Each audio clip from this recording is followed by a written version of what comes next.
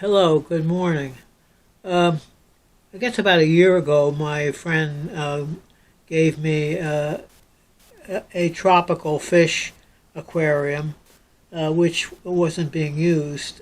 So I converted it into my first mud puddle by adding grass to the water and filling it up about a quarter full or so, and um, and then just waiting. And eventually, uh, microbes started to appear, and at some point they got quite varied, and we got lots of worms and everything else. And then gradually, I think the nutrients in the water from the vegetation that I put in there were gradually being consumed, and the variety of life decreased.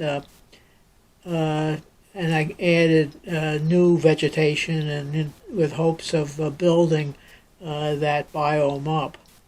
Uh, about 6 months ago, my granddaughter donated a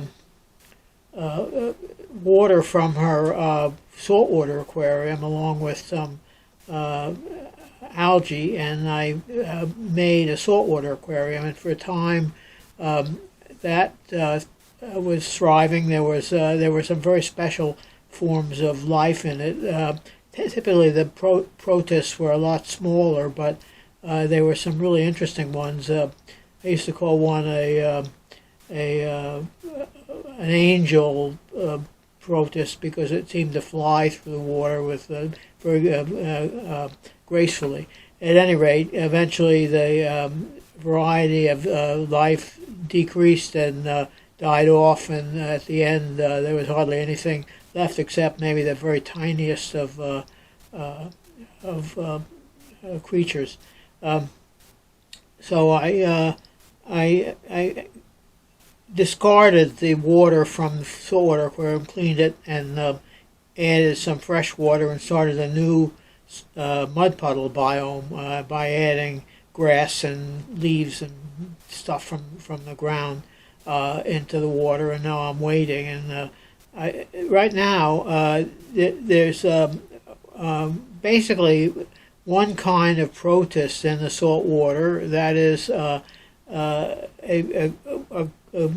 individual kind of microbe that is said to dominate the branches of grasses and trees for a time, and eliminating other forms.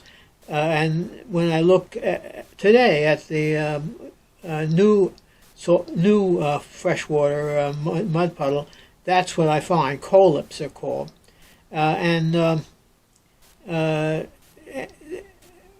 so we have two stages of the growth of these biomes: the early stage and the kind of late to middle stage from the old microbe, the old mud puddle. So take a look, and it's an interesting. You might be able to see a comparison.